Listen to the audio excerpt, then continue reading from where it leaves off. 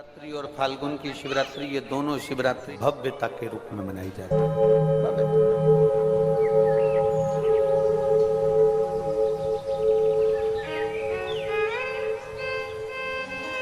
दुनिया के लोग कहते हैं कि शिवरात्रि के दिन भगवान शंकर की पार्वती जी के साथ शादी हुई। ये दुनिया के लोग कहते हैं। और यदि जिसने शिव पुराण की कथा अगर अच्छे से सुनी हो और पढ़ी हो तो शिव जी की शादी की जो तारीख है वो ये नहीं है। हमने पहले भी उसका वर्णन, भगवान देवादिदेव महादेव के विवाह की जो तारीख है वो वैशाख शुक्ल पंचमी, शुक्ल पक्ष की वैशाख के महीने में जो पंचमी पड़ती है उस दिन भगवान शंकर और पार्वती जी का विवाह हुआ। ये जो शिवरात्रि है ये विवाह की रात्रि नहीं है। ये शिवरात्रि ब्रह्मा और भगवान विष्णु ने भगवान शंकर को पहचानने के लिए पृथ्वी पर भगवान शंकर के प्रथम शिवलिंग को प्रकट करा था। तो ये शंकर जी के जन्म की शिवरात्रि प्रागट्य।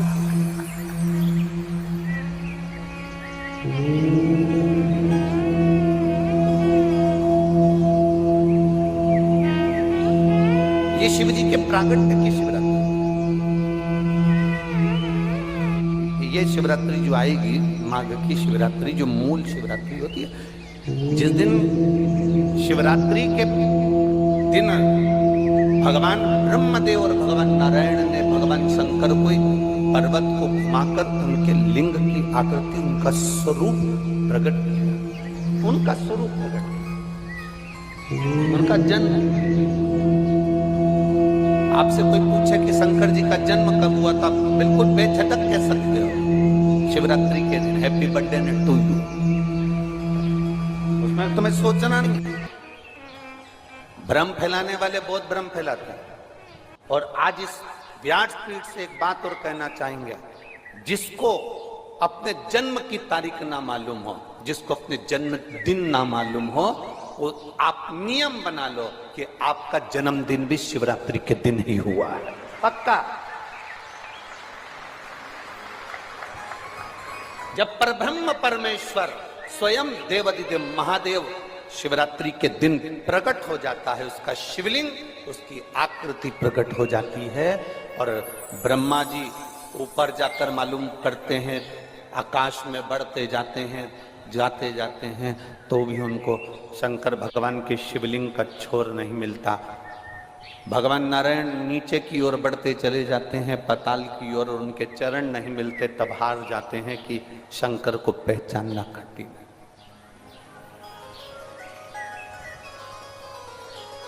शिव को पहचानना, शिव को जानना कठिन है, बहुत कठिन। जैसे शंकर को पहचानना कठिन है, जैसे शिव को पहचानना कठिन है, उसी तरह कोई संत को, कोई गुरु को, कोई सतगुरु को पहचानना कठिन। शिवरात्रि के दिन जो बड़ी शिवरात्रि होती है, माघ महीने के अंतर्गत जो आती है, ध्यान है आप लोगों को? उस शिवरात्रि के दिन सबसे ज्यादा जरूरी क्या होता है चढ़ाना? एक बेर। क्या जरूरी है? क्या बोलते हो? बेर की बोर, जो भी बोलते हो, जिसमें गुठली होती है और अपन लोग बोर खाते हैं, बेर खाते हैं। मात्र एक बोर, एक बेर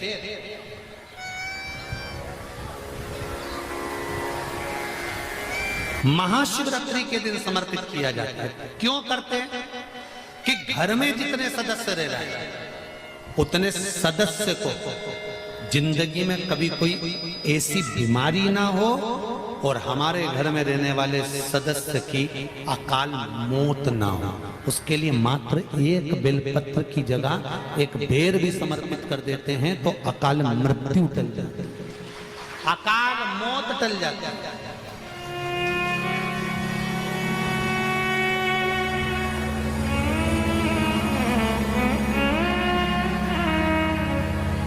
12 महीने शिवरात्रि आती है, जिसको 12 मासिक शिवरात्रि कहते हैं। हम कई लोगों से कहते हैं अगर जिंदगी में ज्यादा नियम नहीं ले सकते तो एक नियम ले लो, और उसका फल क्या होता है ये मात्र 3 महीने की शिवरात्रि कर कर देखिए। केवल 3 महीने की शिवरात्रि, ज्यादा कुछ नहीं कर सकते। हर महीने शिवरात्रि आती है। प्रत्येक शिवरात्रि के दिन 3 जगह पर दिया लगाना प्रारंभ कर दो। पहला बेलपत्री के वृक्ष के नीचे, दूसरा शंकर भगवान के मंदिर पर, तीसरा आंवले के वृक्ष के नीचे। केवल ये 3 जगह पर दिया लगाना चालू कर दो। कौन से दिन? हर महीने की जो शिवरात्रि आती है, मासिक शिवरात्रि जो आती है, आप 12 महीने का नियम बनाओ कि मैं 12 महीने की शिवरात्रि का व्रत करूं ना करूं। मैं शंकर के मंदिर में 12 महीने जो शिवरात्रि आती है उस शिवरात्रि का नियम लेती हूं कि शिवरात्रि के दिन मैं दिया लगाने 3 जगह पर जाऊंगी। पहला, बोलते जाओ जम के, बेलपत्री के नीचे। दूसरा, शंकर भगवान के मंदिर में या शिव मंदिर की चौखट पर। तीसरा, आंवले के वृक्ष के नीचे।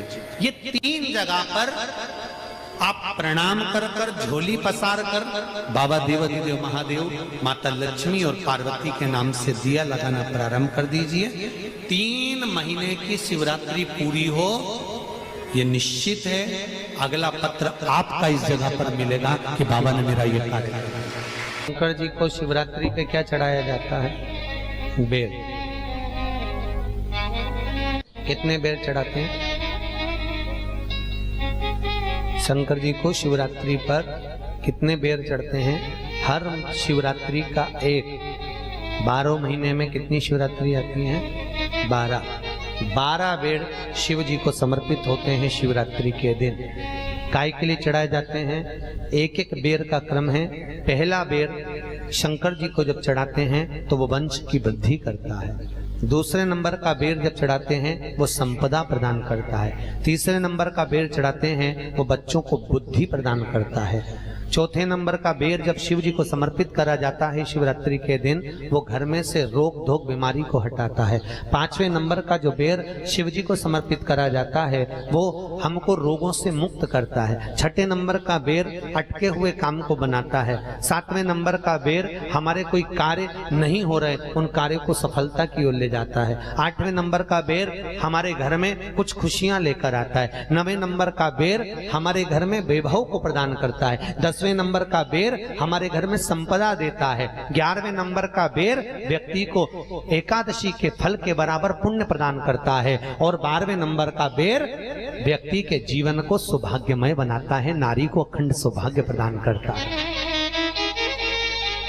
12 महीने शिवरात्रि आती है। हर महीने का एक बेर, एक शिवरात्रि का एक बेर भगवान शंकर को 12 महीने का इकट्ठा कर कर एक मूल शिवरात्रि के दिन शिव को समर्पित करना चाहिए। जीव को अखंड सुख की अनुभूति होती है, अखंड सुख। शिवरात्रि का प्रसंग कहता है अपने मन की अभिलाषा रखकर तुम्हें जो चाहिए, एक काली मिर्ची और काली तिल्ली के 7 दाने। एक काली मिर्ची और काली तिल्ली के कितने दाने? 7 दाने हथेली में रखकर अपनी कामना कर कर मन से अपने मन के बात को कहकर शंकर भगवान के शिवलिंग पर चढ़ा दीजिए। आपकी मनोकामना, कहते हैं हर महीने शिवरात्रि आती है, इस शिवरात्रि पर, मुख्य शिवरात्रि पर चढ़ाओगे, अगले महीने की जब शिवरात्रि आएगी तो आपकी मनोकामना पूरी हो जाएगी। 1 काली मिर्ची और 7 काली तिल्ली के दाने, मात्र 7। महाराज, जिसके घर में क्लेश रहता हो, बहुत ज्यादा लड़ाई झगड़े हो रहे हैं, सास बहू के झगड़े, ना बहू कुछ सुनने को तैयार ना सास सुनने को तैयार, और घर में बेचारे पुरुषों की आफत। यहाँ भाई भाई झगड़ रहे हो, सास बहुएं झगड़ रही हो, कुछ मत करिए। गेहूं की बाली को तोड़ो।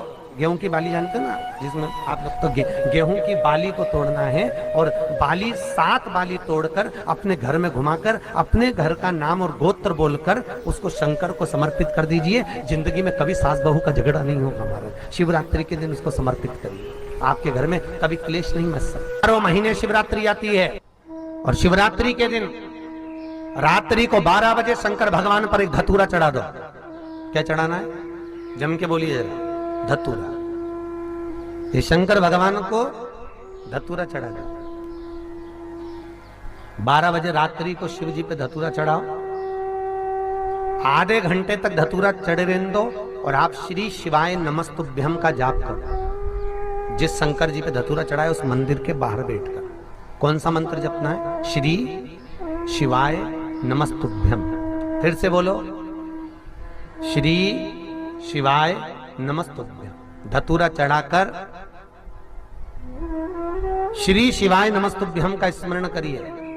और जो दुकान नहीं चलती हो, घर में लक्ष्मी नहीं टिकती हो, खेत में फसल अच्छी नहीं आती हो, संपदा नहीं आ रही हो, बस उस धतूरे को लाल वस्त्र में बांधकर अपनी दुकान में, अपने व्यापार में, अपने घर में रात को 12:30 बजे उठाकर लाओ और 4 बजे के पहले उसको अपनी दुकान, व्यापार, व्यवसाय में उसको बांध दीजिए। और अगर जो जमीन फसल सही नहीं दे रही हो उस जमीन में ले जाकर गाड़ दीजिए। आपको जीवन में कभी तकलीफ नहीं भोगना पड़ेगी, लक्ष्मी बढ़ती चली जाएगी, संपदा बढ़ेगी। जो व्यक्ति ज्यादा बीमार रहता हो, बहुत बीमारी उसको घेरे रहती हो, परेशान रह रहा हो, बीमारी बनी हुई है, तो बोर चढ़ाइए। बेर, क्या बोलते हैं यहाँ पर? बेर की बोर, वो खाने वाला बेर जो होता है, उस बेर को 7 बेर ले लो और 7 बेर को लेकर अपने ऊपर से घुमाकर शिवरात्रि की दोपहर के 12 बजे शंकर भगवान के शिवलिंग पर ले जाकर उस बेर को चढ़ा दीजिए। आपका रोग, आपकी बीमारी मात्र 3 महीने के अंदर समाप्त हो जाएगी। बेर चढ़ाने का बड़ा महत्व है। यहाँ चढ़ाते हैं कि नहीं चढ़ाते? चढ़ाते हैं। शिवरात्रि के दिन बेर चढ़ाने का बड़ा महत्व है। और शिवरात्रि पर चढ़ा हुआ वो बेर उठाकर ले आइए और उस बेर को उठाकर रख लीजिए। मान लो किसी को उदर से जुड़ी हुई जब तकलीफ रहती है, पेट से जुड़ी हुई तकलीफ रहती है, पेट से जुड़ी हुई कोई भी प्रॉब्लम हो, अगर पेट से जुड़ा हुआ कोई भी रोग आपको लग गया और डॉक्टर की दवाई चल रही है, सारी औषधि चल रही है, जो शिवरात्रि पर आपने बेर चढ़ाया है वो बेर अगर आपके यहाँ रखा हुआ है, वो बेर उस रोग वाले व्यक्ति को खिला दीजिए। आधे घंटे के अंदर पेट का दर्द, पेट की तकलीफ, पेट का कैसा भी रोग होगा, एकदम आराम लग जाएगा। उस बेर में इतना दम, इतना प्रबलता आ जाती है शंकर को, जो शिवरात्रि के दिन बेर चढ़ाया जाता है।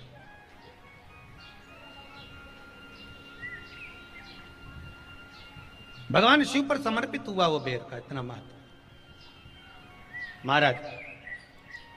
और जो देवता को उठाने के लिए बोर समर्पित करा जाता है, बेर भाजी आंवला उठो देव सांवरा, उसमें शंकर जी का भाव है, क्योंकि शिव जी का दर्शन भगवान नारायण उठते से करना चाहते हैं। सबसे पहले नेत्र खोले और मेरा शिव का दर्शन हुआ। बेर का भाव ही शिव का दर्शन का भाव।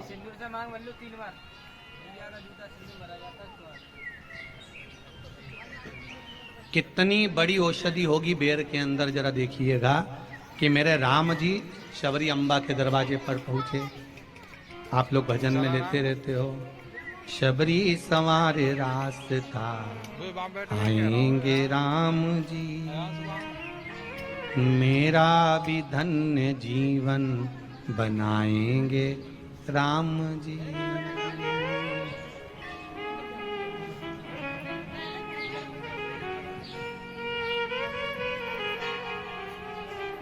और बागों से चुन चुन के वो लेकर आई बेर की टोकरी। खट्टे हो चाहे मीठे हो आएंगे राम जी, मेरा भी धन्य जीवन बनाएंगे राम जी।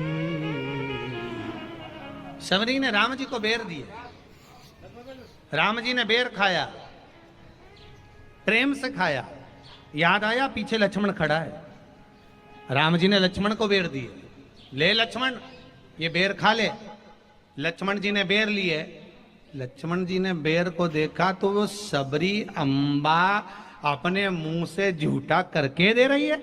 लक्ष्मण जी ने बेर लिया, पास में रख लिया, फिर लिया, फिर रख लिया।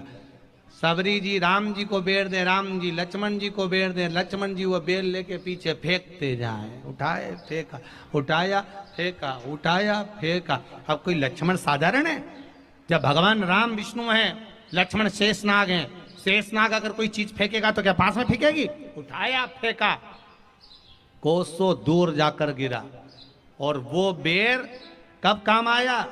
जब लक्ष्मण जी को शक्ति लगी, बाण लगा, लक्ष्मण जी मूर्छा होकर जमीन पर पड़े, सुषेण वेद को बुलाया और वेद से बुलाकर पूछा कि लक्ष्मण कैसे उठेगा? तो कहा संजीवनी लेकर आओ। संजीवनी लेने के लिए भेजा। तब संजीवनी लेने के लिए जब श्री हनुमान जी महाराज गए, संजीवनी बूटी जब लेकर आए और लक्ष्मण जी को जो दी, तब राम जी पहचान गए ये संजीवनी कोई दूसरी नहीं है। लक्ष्मण जी को जो बेर खाने को दिया था, वो बेर फेंक दिया था, उसी बेर की पत्ती है जिसको निचोड़ निचोड़ कर लक्ष्मण जी को खिलाना पड़ी है। तो राम जी रोते रोते बोले पहले ही खा लेता तो खाना नहीं पड़ती।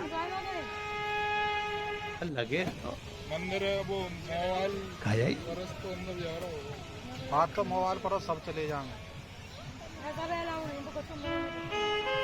यहाँ तो सीधी सीधी बात है ना। कहा पोलियो की दवाई, जन्म लिए बच्चे से लेकर 5 वर्ष तक के बच्चे को पोलियो की दवाई पिलाई जाएगी। पोलियो की दवाई पियो तो हाथ पैर से विकलांग नहीं होगे। बोलो, बोलते कि नहीं बोलते? पियो विकलांग नहीं होगे। जो नहीं पिएगा वो हाथ पैर से विकलांग हो जाएगा। उसी तरह शिव महापुराण की कथा, जिसका जन्म नहीं हुआ, जो माता के गर्भ में है, उससे लेकर जो मर रहा है, उस तक के व्यक्ति